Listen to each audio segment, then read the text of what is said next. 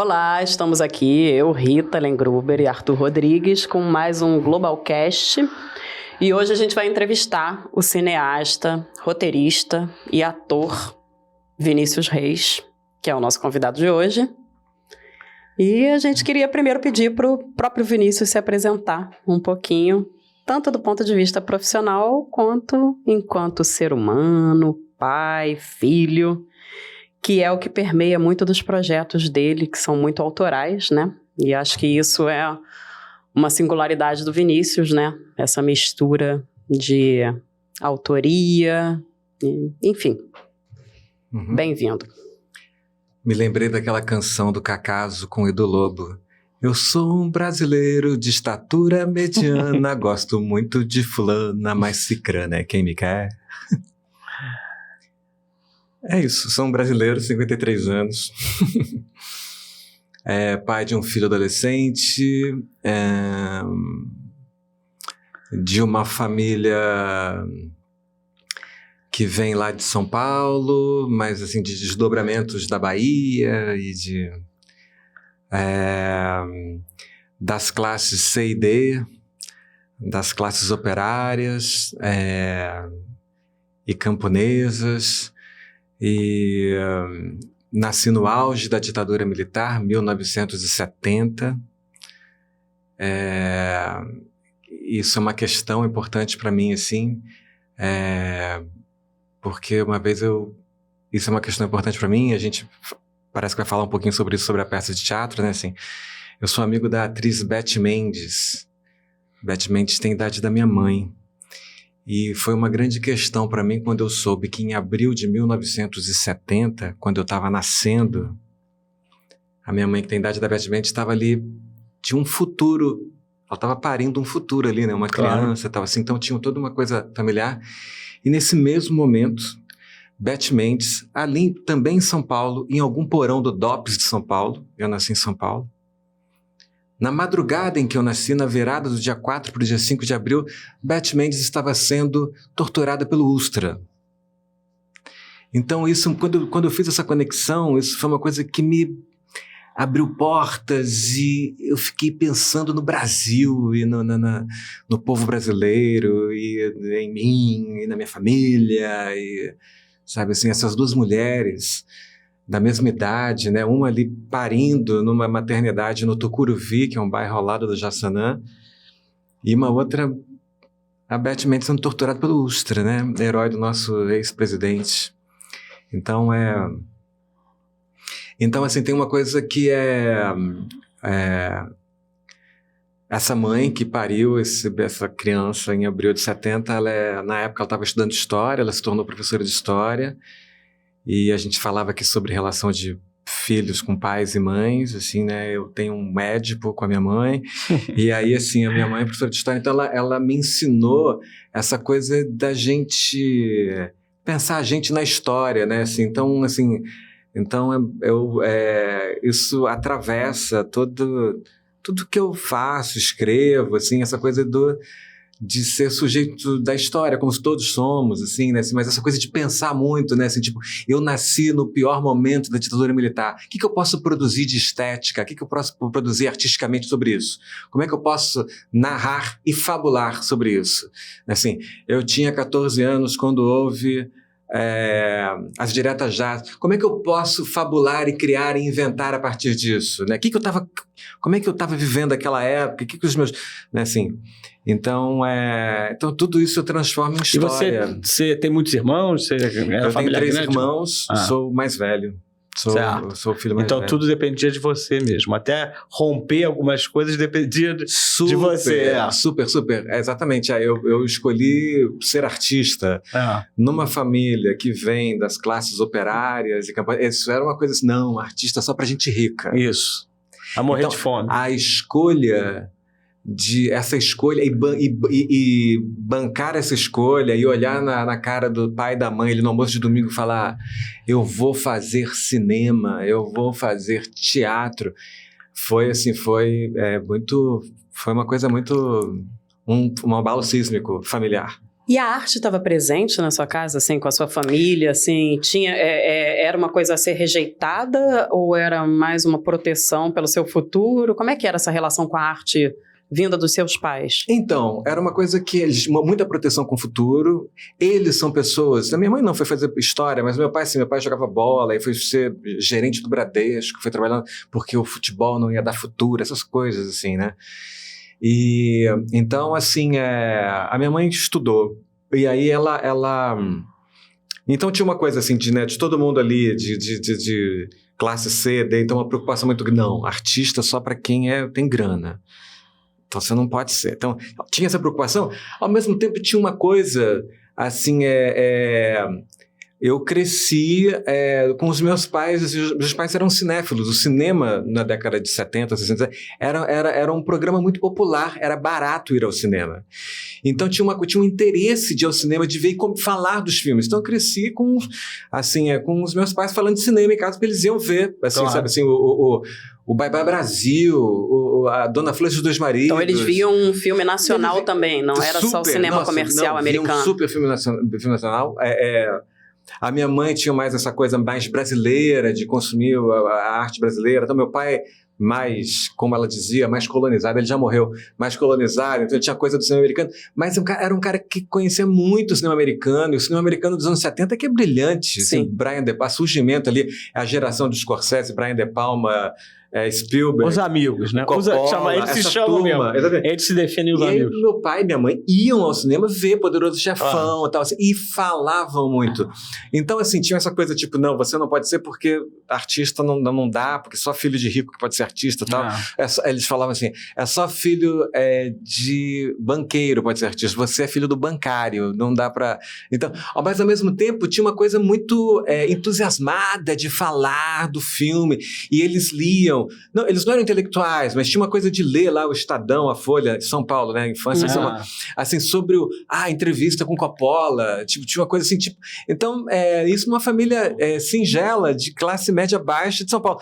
Mas tinha isso. Então, tinha coisa de comprar o novo disco do Chico Buarque, ler as letras e falar, olha, ele tá falando, é a carta ao amigo, porque o amigo tá exilado, é ditadura militar.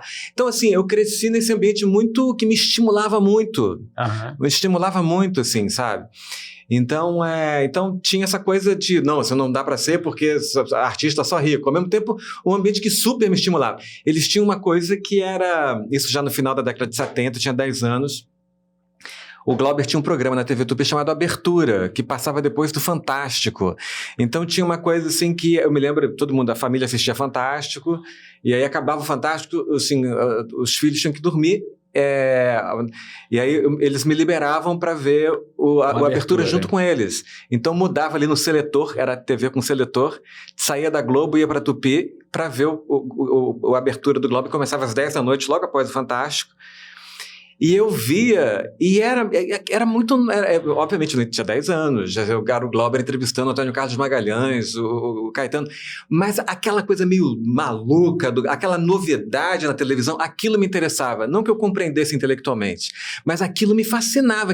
E os meus pais falavam, olha que cara incrível, esse cara é o cineasta mais importante do Brasil. Eles diziam isso pra mim. Eu falava, bom, eu quero fazer essa parada aí, essa parada aí é muito maneira, cara, sabe, assim, tipo, então, assim, isso com 10 anos. Não que eu entendesse intelectualmente, mas aquilo olha só, ele faz uma coisa muito nova, ninguém faz isso na televisão. Então, assim, ele tirando e colocando a máscara, falava, o Severino é o povo brasileiro, o Glauber fazia essas coisas. E os meus pais adoravam aquilo, sabe, assim, tipo...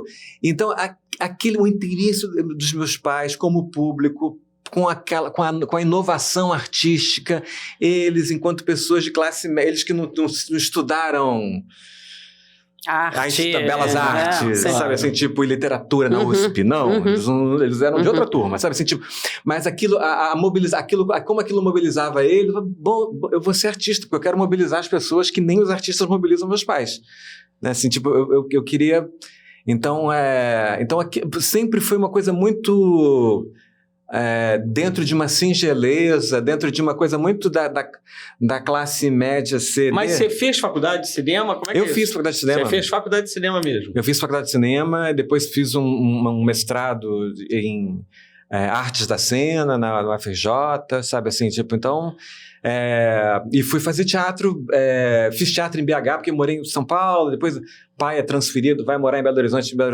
Aí em Belo Horizonte tinha 10 anos, e aí uma amiga minha do prédio onde a gente morava, e ela estudava teatro, e ela foi fazer uma peça profissional, infantil, assim, ela com o juizado de menor autorizando, o elenco infantil e tal, e surgiu uma vaga. E ela veio falar com os meus pais, eu tinha 10 anos, ela tinha 13. Ela falou, olha, tem uma vaga, o Vinícius falou que iria fazer. Ele vai comigo e volta comigo. Ela tinha 13 anos. Eu me lembro dessa conversa, ele dizendo assim, não, mas ele tem que dar a mão na hora de atravessar a rua. Ela falava, não pode deixar que eu dou a mão pra ele. 13 anos. 13 anos. E aí, então, quando eu fiz essa peça, eu me lembro muito, assim, com 10 anos, assim, olhar aquela coisa de a gente pintava o cenário, a organização, chegar uma hora antes do teatro, aquecer a voz. Eu me lembro, assim, os adultos, né, que era o diretor, o cenógrafo, eu me lembro de falar assim, é isso que eu quero pra minha vida. Minha vida é isso aqui. Não que fosse em teatro, mas era assim, tá com pessoas das artes falando de cenário, figurino, cena. Criar, né? Criar. Assim, tipo, não, a gente vai mudar assim, a gente vai improvisar assim. Eu quero isso. Eu me lembro de com 10 anos, eu falei assim, a parada é essa daqui. E é interessante, né, que eu também me identifico com essa história de ter passado pelo teatro e pelo cinema, né, pelo audiovisual. E eu lembro muito que eu comecei pelo teatro, e o teatro tem isso, assim, eu lembro que é uma peça que era Senhorita Júlia, que foi dirigida por uma amiga, Tatiana Aragão, na UFRJ, e eu lembro que na véspera da peça a gente estava ali no Teatro do Corpo Santo, que ficava dentro da psiquiatria do UFRJ, aqui na Praia Vermelha, e eu lembro a gente martelando o cenário 2 da manhã, e a gente ia estrear, eu como atriz, no dia seguinte. E eu lembro quando eu comecei no cinema, num filme da Carol Durão, fazendo chamado Sistema Interno, que é maravilhoso, fazendo preparação de elenco. E eu lembro que eu estava ali de bobeira em algum momento, e eu fui oferecer ajuda para carregar algum equipamento, porque eu estava ali parada, né? Coisa que no teatro, imagina, você tá ali parado. E eu lembro que me olharam, me encararam mal, tipo, não, isso aqui, tipo, não era a minha função. E aí eu fui vendo como o cinema era diferente do teatro dentro desse fazer. Esporro nesse negócio de carregar a caixa, que não é tua responsabilidade. Porque eu queria ajudar, claro, né? Quem vem do teatro sabe, você tá jogando nas 11, mas... Brabo isso, né? Agora, eu queria te perguntar uma coisa, né? Tem um filme seu muito lindo que é O Homem-Onça, né? Que, inclusive, como os seus filmes rodam os festivais e prêmios, não sei precisar qual filme levou qual prêmio, foi para que país, né? Há pouco tempo, se não me engano, você estava em Berlim, né? Sim, Homem-Onça passou lá. Uhum. Era pelo Homem-Onça? Sim, passou em Berlinale mesmo? Não, ele passou numa mostra itinerante de cinema, e a gente acabou a mostra em Berlim, mas eu passei por 5 cidades alemãs lá apresentando o filme, debatendo o filme e tal. Esse filme é extraordinário. Eu queria que você contasse, por favor, um pouco da história do filme, que é outra pegada sua autobiográfica, né? Falando do seu pai, se você puder contar essa história. E fala muito da história do Brasil. Eu acho que é um filme muito político também, além de que mistura muito com a sua trajetória. Então, quando a gente veio para o Rio de Janeiro, nessa coisa de acompanhar o pai, que é uma coisa que eu até hoje em dia eu falo com a minha mãe, meu pai já morreu, mas volta e meia eu converso com a minha mãe. Hoje em dia, a minha mãe, assim, esse esquema não funciona, né? Assim, com todo esse debate sobre o patriarcado e tal. Já a mulher separa, né? Tipo, surgiu uma oportunidade de vou pro marido, vai, eu fico aqui. Né? Surgiu uma oportunidade de vou pro marido, fecha tudo e vai acompanhar o marido, né? Assim, tipo, então... e aí nessa, a família inteira acompanha. Quando chegou no Rio, a gente parou. E o meu pai veio pro Rio, e viemos junto com ele, assim, porque tinha acabado a Vale do Doce descobrir o Carajás.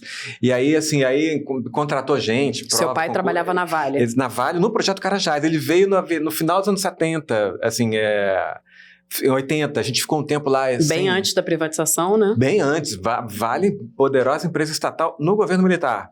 Então, assim, tem a descoberta do Carajás, ele vira lá um gerente de Carajás, a família inteira vem para cá, para o Rio.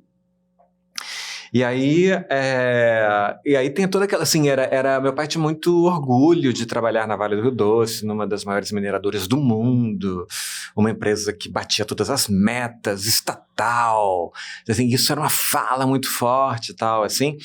E aí, e ele fica na Vale, né, do início dos anos 80 até a privatização. E quando privatiza, ele tem, quando ocorreu a privatização da Vale, ele tinha a idade que eu tenho hoje, 53 anos. E ele e aí na reestruturação da Vale, que culminou com a privatização, ele tem que se aposentar. E é um tsunami na vida dele aposentar nessa idade. No auge da capacidade. E eu fico imaginando isso, é como se alguém chegar para mim e falar assim, Vinícius, agora você não faz mais cinema, tá? Como assim? Não, eu vou continuar. Não, mas a gente não precisa mais de você. Não, peraí, isso. Hoje em dia a gente tem essa malandragem, a gente aprendeu, porque, né? Mas na época no meio dos anos 90, era a primeira vez que a economia, a história do Brasil estava vivendo isso. Então então meu pai não estava preparado, ninguém estava preparado.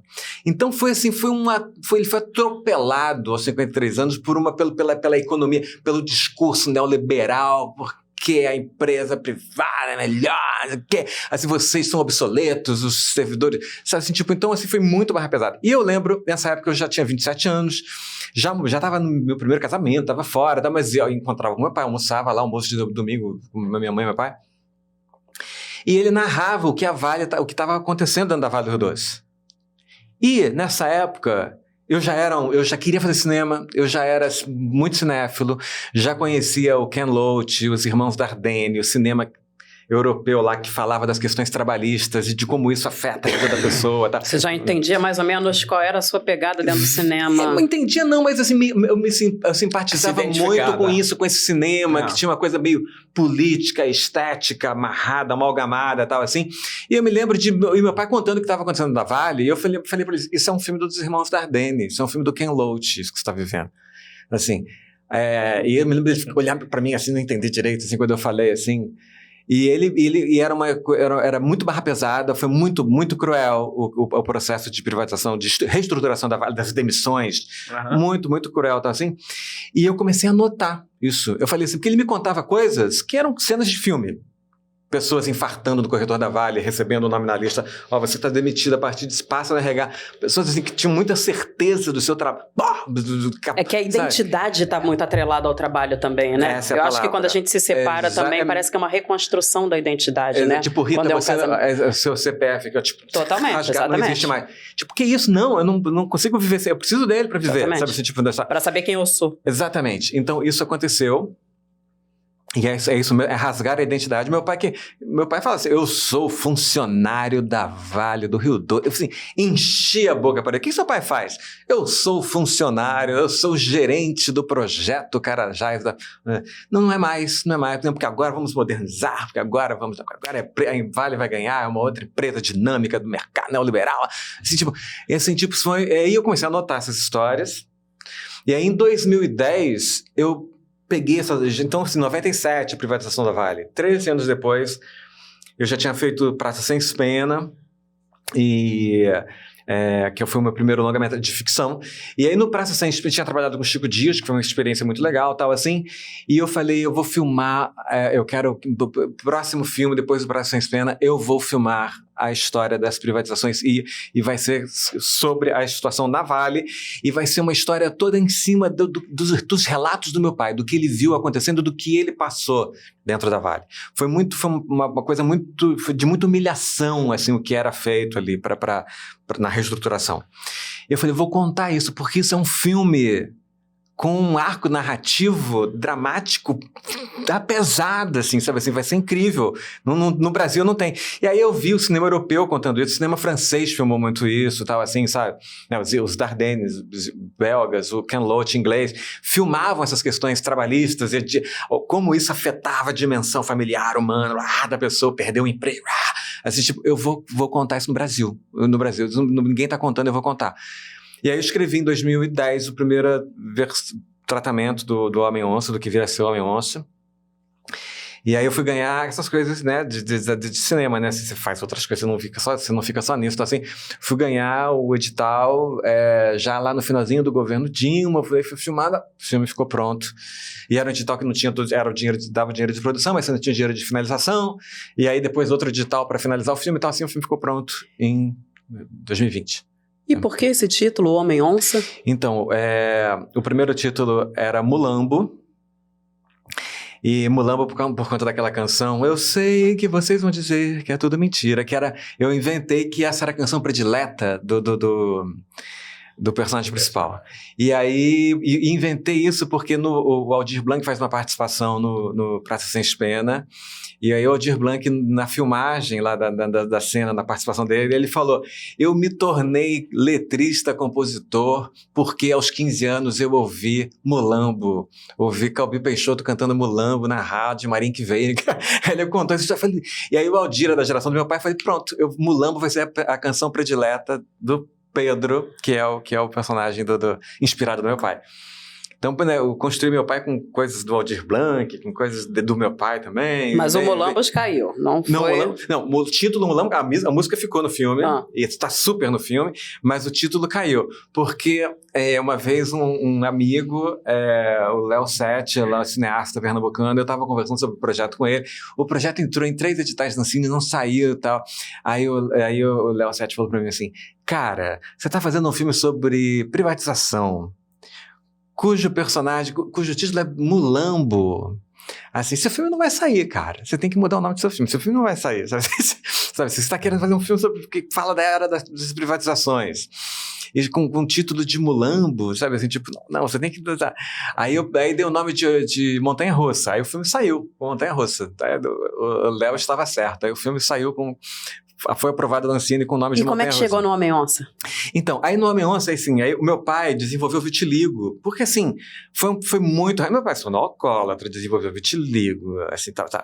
E aí, tem 2 coisas que estão no filme, né, assim, que eu conto o vitiligo do meu pai, o Pedro começa a desenvolver vitiligo, num processo lá de psicológico nervoso, sabe assim, ter que demitir a própria equipe, ter que demitir o risco de perder, tal, assim, ele começa a desenvolver vitiligo.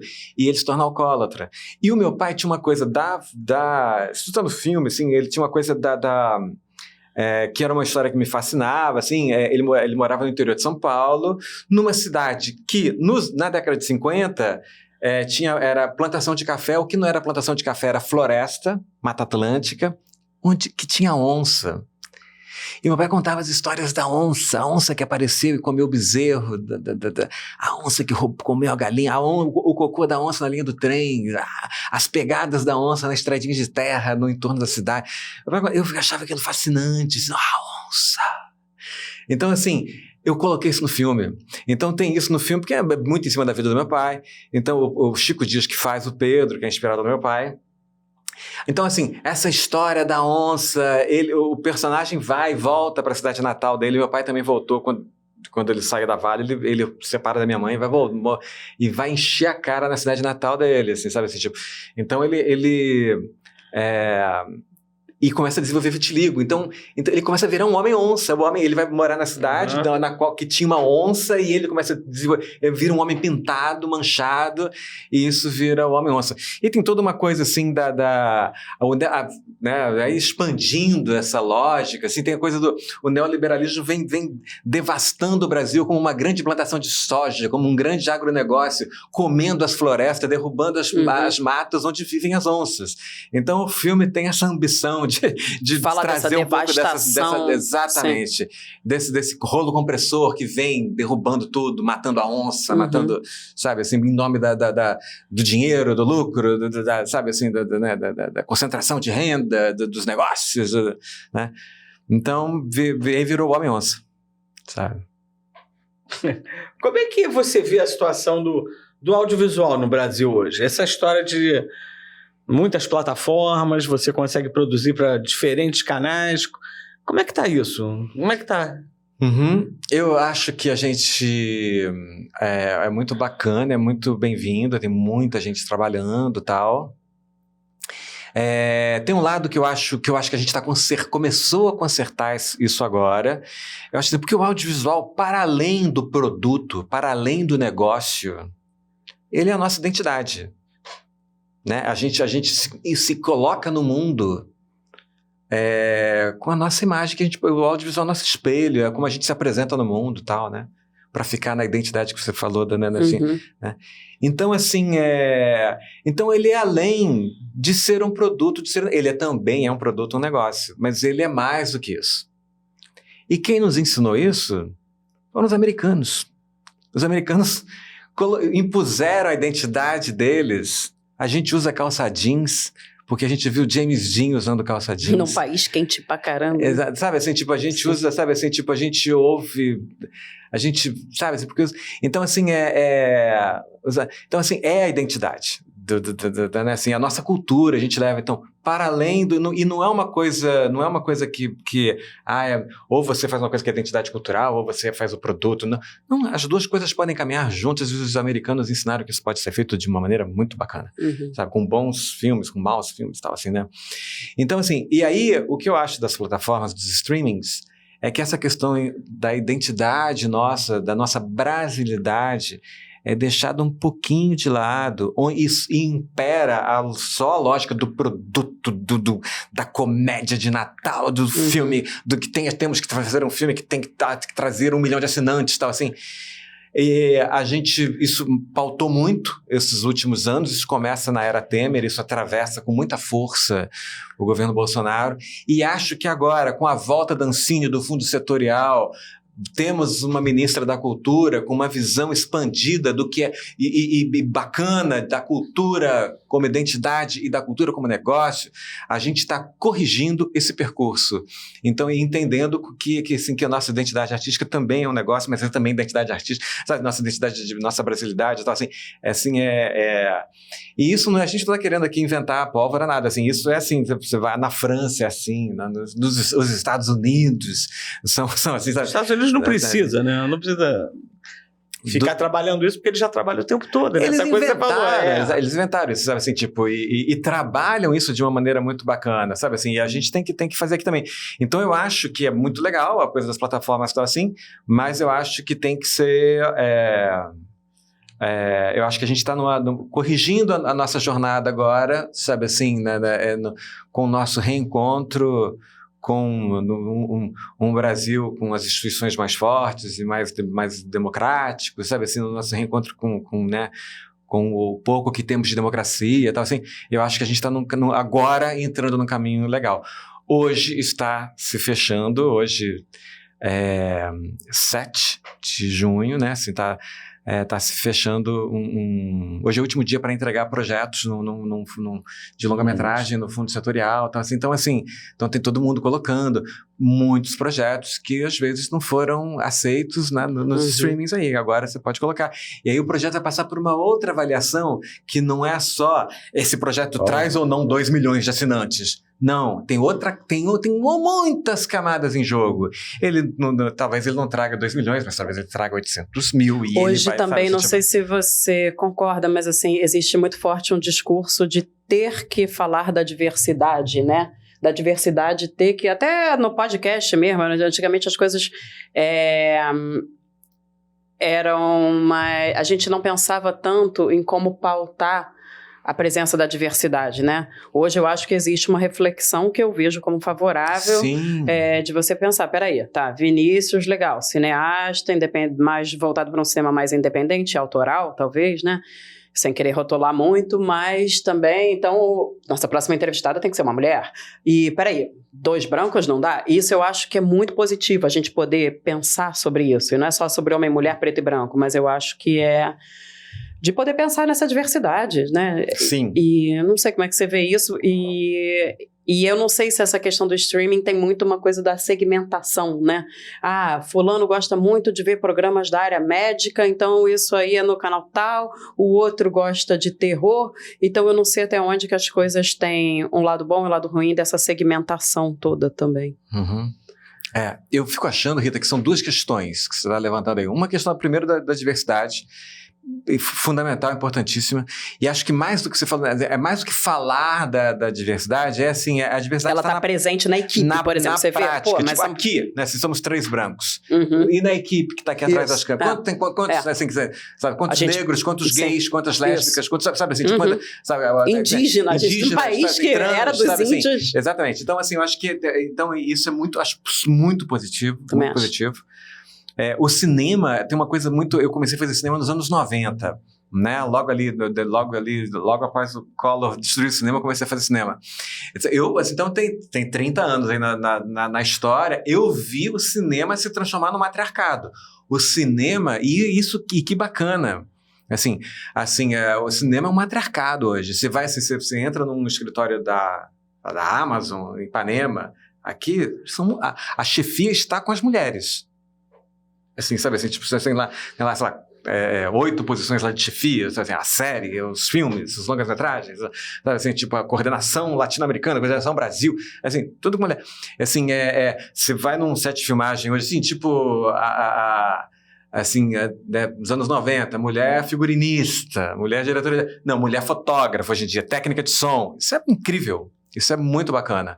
Então, assim, não é só falar, né? Não é só colocar o casal negro. Tem que estar na equipe, tem quem faz. Tá na feitura, sim. Sabe assim? Tá na feitura, na realização, no pensamento.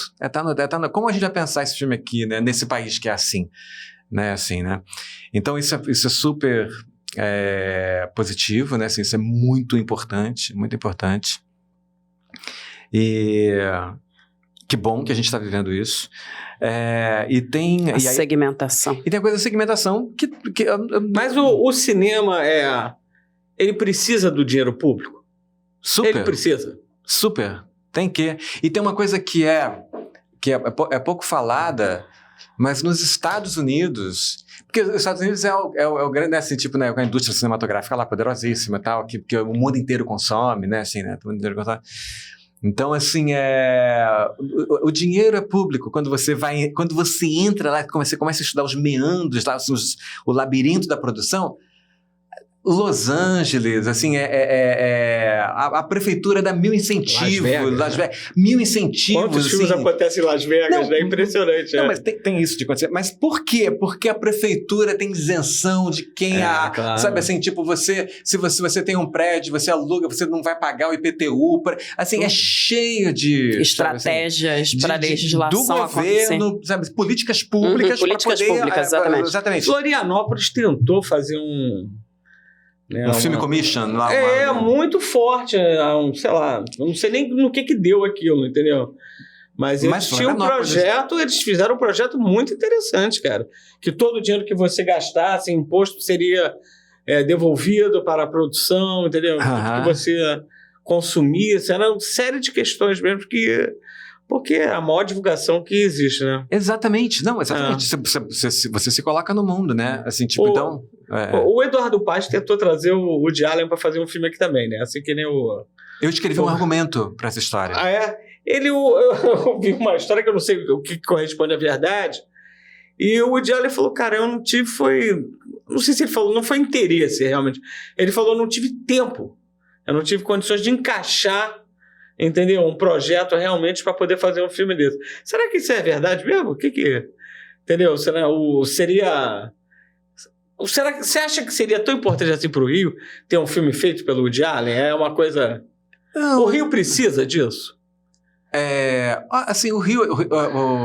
O Hitchcock filmou no Rio que nem esse fundo aqui, né? Ele Notorious, ele é um rio todo de back projection, que é o chroma key, assim, né?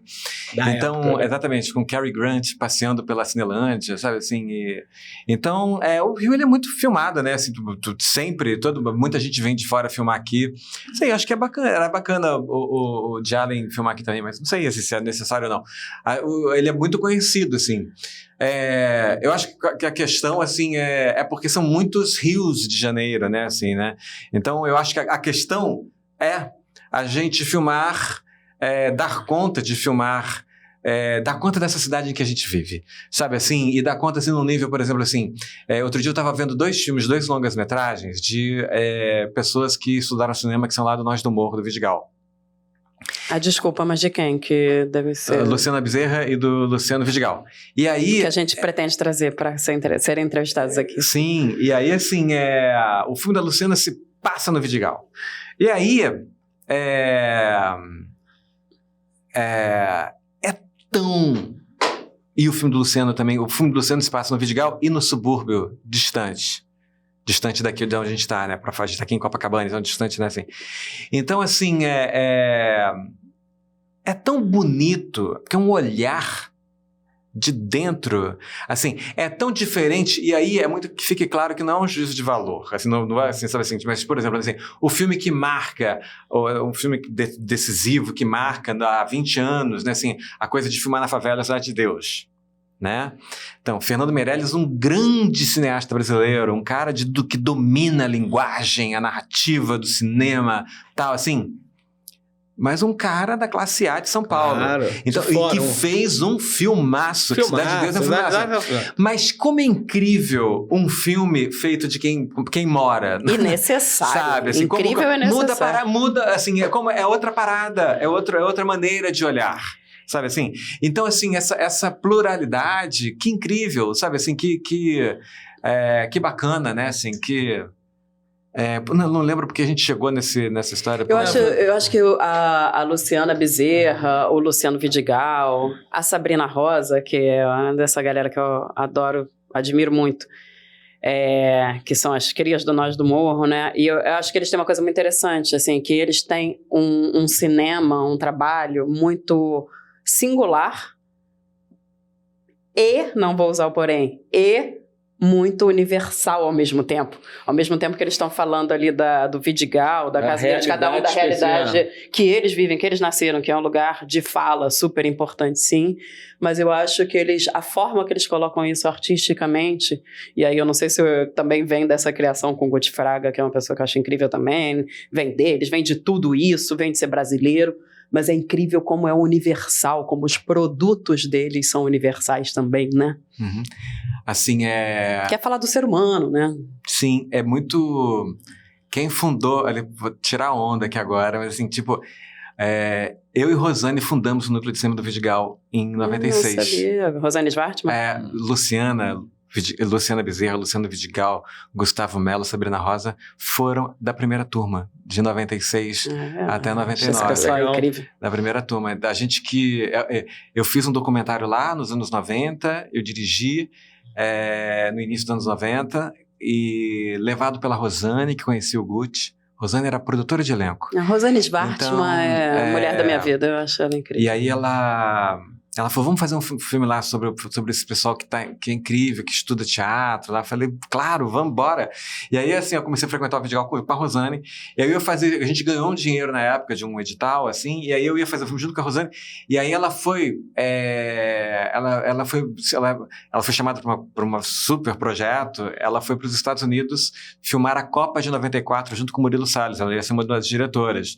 Então eu fiz o filme. Então ela morou no Estados Unidos durante um ano, porque daí ficou lá um tempão lá. Ai, que barato. E aí eu fiz o filme aqui sozinho, porque tinha que fazer naquela época. E aí, mas aí começou uma... Do Guti, assim, a gente ficou muito amigo, muito próximo quando eu fiz esse filme. Era um filme sobre a história do Nós do Morro. E aí...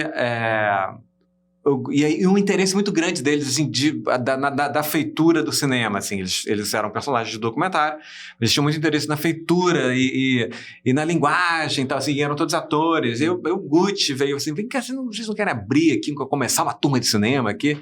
E eu e o Rosane, bora. E a gente deu aula lá de 96 até 2010. Muito bom. E hoje a Luciana Bezerra segue lá coordenando o Casarão e o curso de cinema lá, e a gente, então, assim, é um lugar muito especial, muito bacana, assim, muito bacana. E voltando um pouquinho a essa questão que a gente estava falando da segmentação, né, do audiovisual, eu fiquei aqui pensando, assim, que a gente está pegando muito nessa questão sua da autoria, né? Seus filmes muito falando da história do seu pai, aí a gente está aqui até falando de colegas e pessoas, né, do audiovisual falando da própria história na tela. Mas agora eu pensei numa outra coisa, tem uma série que você fez, né, se não me engano, para o GNT. Sim. Chamada Médicos. Sim. Que aí você parece ter se arriscado numa área que não é a sua, né? Seu pai não era médico, você não tem a ver com a medicina, que eu saiba. E, ao mesmo tempo, quando você falou um pouco nos bastidores desse produto, que parece tão interessante, parece que você mergulhou num lugar que era desconhecido para você, né? Então, eu queria saber um pouquinho, se você puder contar o que foi esse esse programa, essa série, e como é que foi para você mergulhar tanto numa área que era desconhecida, quanto numa área tão sensível, né? Porque a medicina, ao mesmo tempo que parece uma área tão fria, que tem saberes técnicos e, ao mesmo tempo, você está no olhar...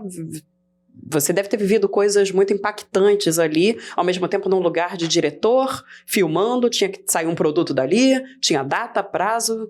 Como é que é? Como é que foi esse processo? Que produto foi esse? Então, chama-se Médicos, é uma série que tem 10 anos, que passou no GNT na época, foi lançada em 2014, a gente filmou em 2013.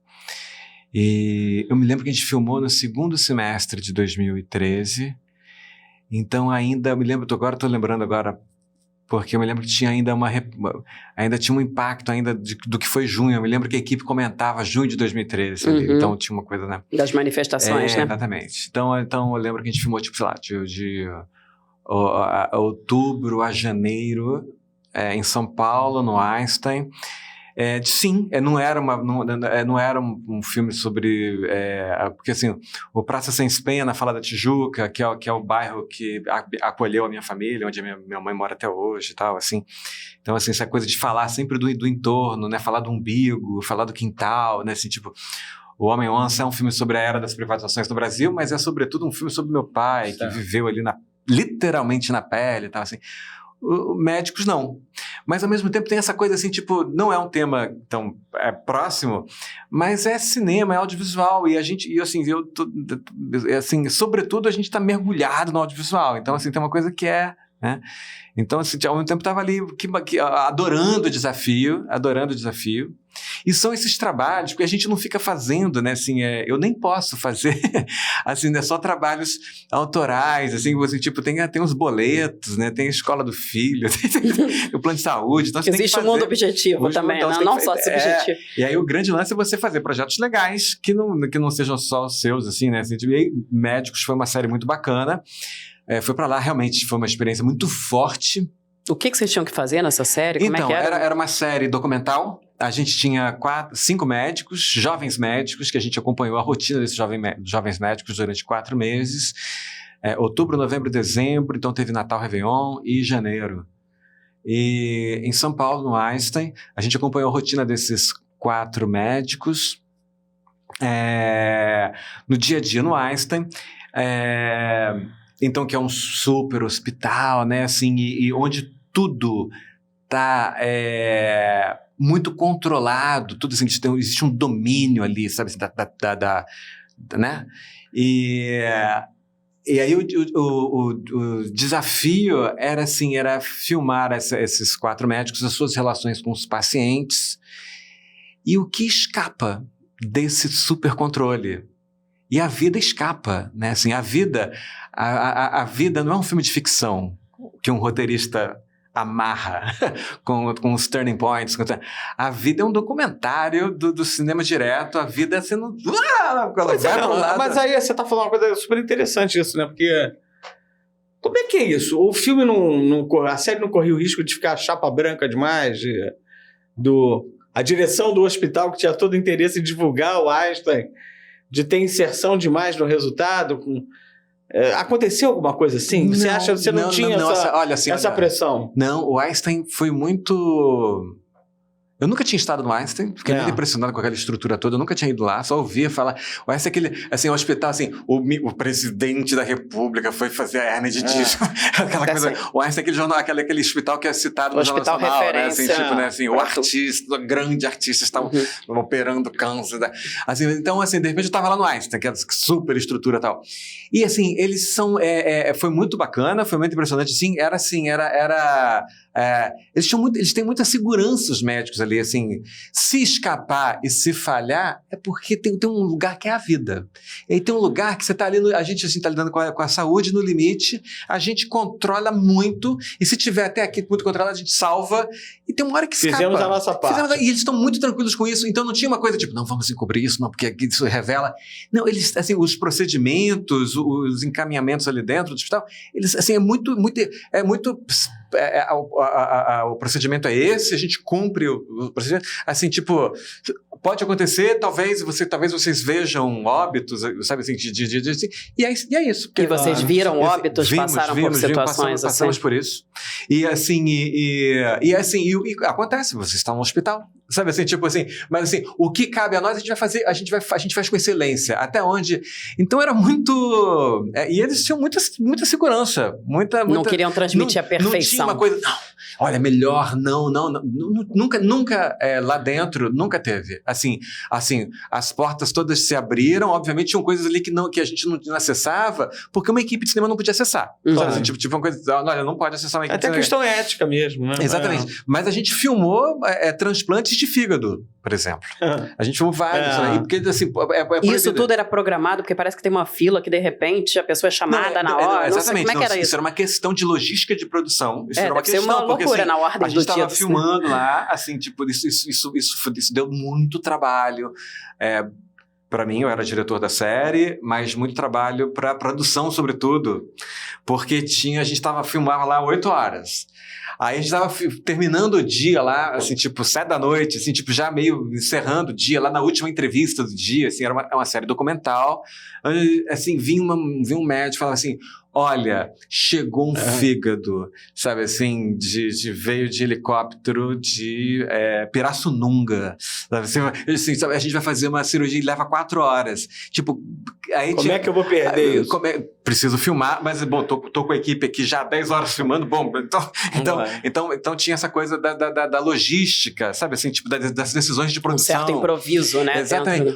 Então, não vamos filmar, sabe, porque daí eu me lembro que teve um momento que eu me lembro de passar por isso, assim, tipo, não vamos filmar porque a gente vai se organizar antes, vai tentar saber, mas assim, agora eu lembro direito, assim, eu tenho muita dificuldade de lembrar das questões de produção, sabia? Porque eu fico ali tanto Assim, eu lembro, assim, a decisão uma vez tomada, eu fui lá filmar a cirurgia, mas eu não me lembro muito quem pensou e a logística da coisa, eu lembro, assim, sabe?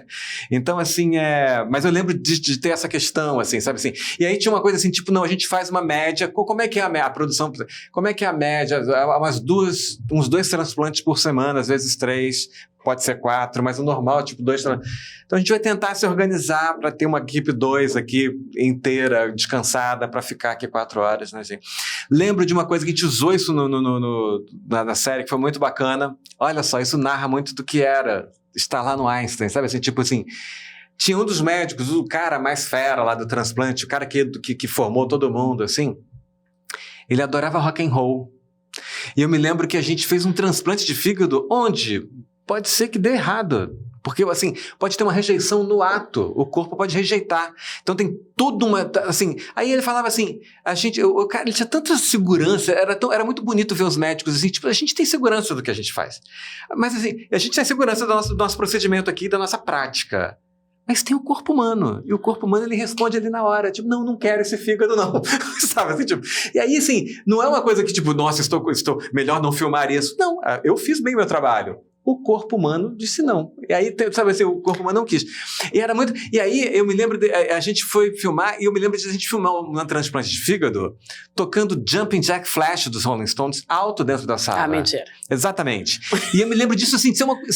E eu me lembro de... Cara, que coisa incrível! Ter um corpo ali que talvez não resista. Sabe assim, a equipe tá aqui tocando, sabe assim...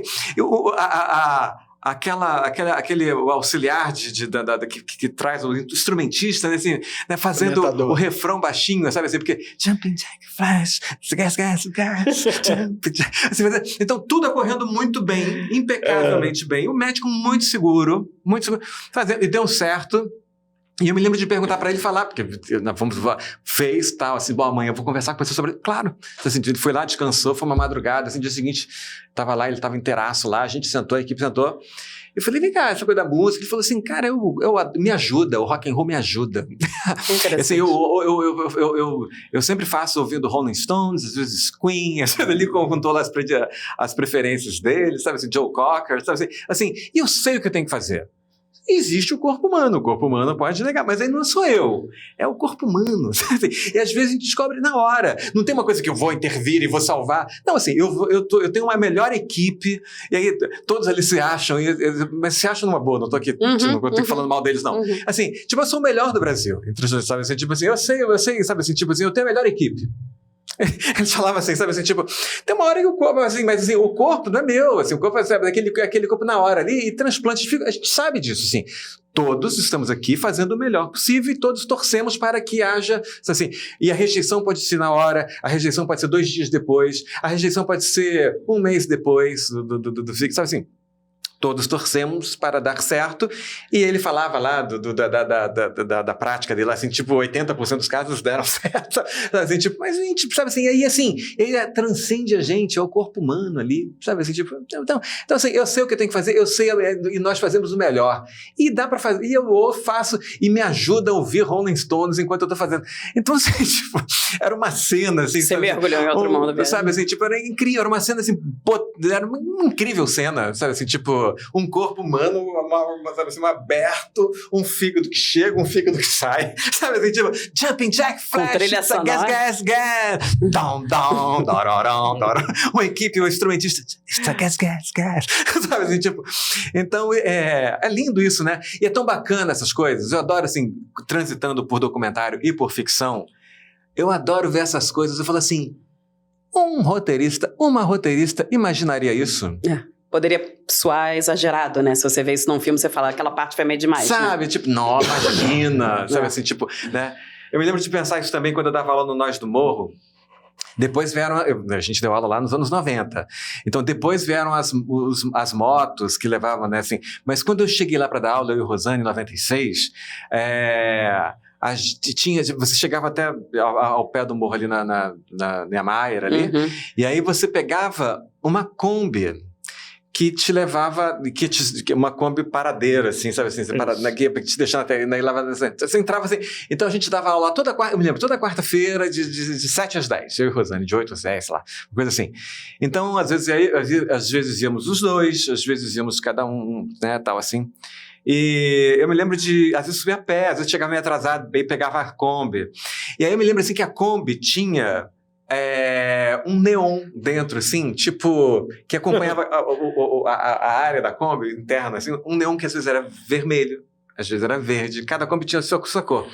Então você entrava naquela Kombi cheia de trabalhadores voltando, indo para suas casas, né, com suas comprinhas, com suas bolsas, assim, tipo, apertadinho, não vou saltar ali no Casarão, tá, sabe assim, tipo, subia, todo mundo meio vermelhinho, como se estivesse numa rave, os trabalhadores. E eu me lembro de ficar pensando isso, assim, se você filma isso, se você coloca isso vira videoarte, vão taxar de videoarte. Assim, você coloca isso num filme clássico narrativo. Sabe? Sim, você coloca sim, assim, no filme, assim, o espectador lá de São Paulo, não existe uma Kombi.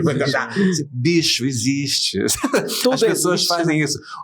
O médico lá do Einstein, ele faz uma ouvindo Jump Jack Flash em alto volume, com a instrumentista cantando. Sabe assim, tipo, ele tá muito seguro do que ele tá fazendo. Então, essas coisas que o documentário ensina pra gente, sabe assim, tipo, o mundo é muito mais do que às vezes a ficção, sabe assim, tipo, né? Então, aí tem essa coisa de estar inserido, sendo, ok, não tô ali falando da minha família, não tô ali falando do meu lugar, mas eu tô inserido no cinema, e como é fascinante o cinema, né? Como assim, você tá ali e pensando nisso, falando, gente, olha, é o mundo de verdade, esse corpo aqui pode morrer, sabe? Eu estarei aqui, ou ao som de Jump Jack Flash, e é isso aí, sabe assim, tipo, e estamos aqui todos dentro do protocolo, todos dentro, sabe assim, tipo, todos dentro, sabe assim, tipo, o cinema é fascinante, né? Assim, o cinema é fascinante, né? Isso aí. Muito bom. Eu acho que é isso, né? Infelizmente, a gente tem um tempo. Claro. Mas eu te confesso que a gente até perdeu... Perdemos o time. Eu estava aqui ligada e eu tinha mais perguntas e mais perguntas. Nossa senhora, a gente perdeu.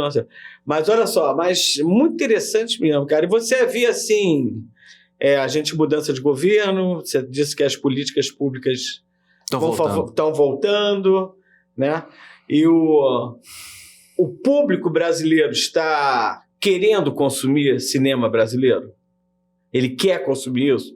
Ele consegue se livrar da estética americana que a gente está falando? Ou não, as coisas são paralelas e elas caminham juntas. E essa brasilidade que a gente fala tanto, que tem que mostrar a nossa brasilidade, o público quer isso. A gente vai conseguir algum dia, a minha questão é essa, desenvolver com o cinema o que a Rede Globo conseguiu desenvolver com a dramaturgia da novela, entendeu? Sei. Ou não é para ter, não é para ser isso. Não, eu acho que o público sempre quer. O público sempre quer. E se a gente pega, assim, a história do cinema e não é uma área que eu estude muito, não, mas eu tenho muitos amigos que estudam essa área, né, do mercado, do cinema americano aqui, da atuação do cinema americano aqui. É porque é uma máquina do cinema americano.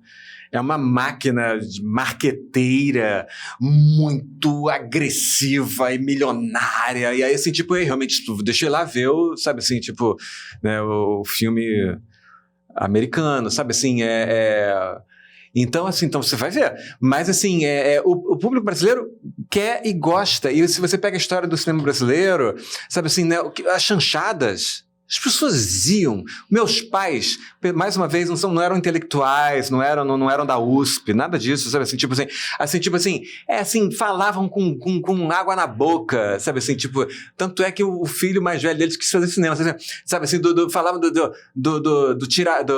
Os Inconfidentes, de Joaquim Pedro de Andrade, viram no cinema isso, sabe assim, tipo, Dona Flor e seus dois maridos, falavam, contavam, pô, aquela cena da Sônia Braga, sabe assim, tipo, então assim, e era assim, popular, e assim, não deu pra entrar porque tava lotado. Assim, o Bacuna aqui, o Bacuna... Então, assim, o público brasileiro gosta, né? E aí, assim... Aí tem essas coisas. O cinema virou uma coisa, hoje em dia, bastante cara. Eu acho que o cinema hoje em dia... O cinema era muito popular na década de 70. Então, assim, hoje em dia o cinema custa, sabe, tem cinema que custa... Eu nem sei, mas é 40 reais. Eu acho que fim de semana tem 40 reais. Exatamente. Então, é caro. Eu fui falar isso outro dia, duas coisas, que era cinema e Maracanã. Que era o Maracanã... O ingresso da geral... Era diversão popular. Na geral era praticamente de graça você ir à geral do Maracanã. Era um negócio... Tudo bem, ficava em pé e tudo. E o cinema, eu posso falar porque eu me lembro disso da época. Em 78, se ia ao cinema, pagava-se custava $0,50. Então é como se hoje fosse R$2,50. Né? Nossa, gente! R$3. O ingresso da meia custava $0,50. Uhum. Isso na década de 70. Então era realmente acessível, né? Exatamente. Seria acessível, mesmo com um poder financeiro mais baixo na época. Sim. Mas era barato. Olha, teve uma coisa muito interessante, que o Cavi tá lá conduzindo, tá lá de curador lá do Estação Botafogo, né?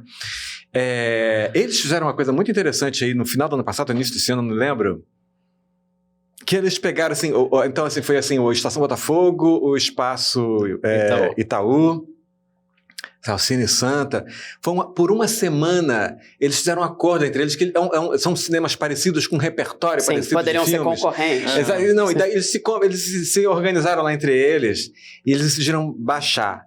Eu fui ao cinema essa semana, eu sempre vou ao cinema pelo menos uma vez por semana, 2 semanas assim. Lotado. Assim, lotado assim, filmes mais experimentais, ousados, filmes esquisitos, que tá lá, deixa eu experimentar isso aqui, sabe assim, tipo, filmes mais populares, os mais populares não ninguém nem entrar. Então assim, olha só, então tem uma coisa assim que transcende, a gente aqui não é economista, não sei fazer, mas assim, uma coisa é clara, baixou, as pessoas vão, sacou? Assim, tipo, tem uma demanda, existe uma demanda. Existe uma demanda, sabe assim, tipo, e aí é tão legal ver isso, porque daí você vê assim, num cinema como com essa cara, né, o Estação Botafogo, então assim, eu me lembro que eu fui ver um filme, não lembro qual filme que eu fui ver, mas era um filme assim, mais arriscado, assim, um filme que ganhou lá um prêmio em Cannes e tal, assim, mais esquisitão, filme esquisitão, assim, de narrativa, tipo, sabe assim, tipo, sei lá, a sala quase cheia, sabe assim, tipo, uma pessoa saindo, não entendi, mas pagaram ingresso, viram até o final, sabe assim, tipo, que incrível, claro. Sabe assim, tipo, viveram uma experiência estética que é raro, elas vão uma coisa mais assertiva ali, ousaram como espectador, pagaram ali para ver uma coisa mais estranha, mas viram até o final, sabe assim, então legal. É bacana isso, né? Assim. Vão ter que comentar também no fim de semana. Exatamente, um filme sem pé nem cabeça, sabe? Mas viram, sabe? Ficaram ali uma hora e meia. Saíram da zona de conforto. Sabe assim, tipo, né? Isso aí. É isso. Brigadíssimo. Muito obrigada. Foi ótimo ter você aqui com a gente. Que bom, foi um prazer. Um prazer.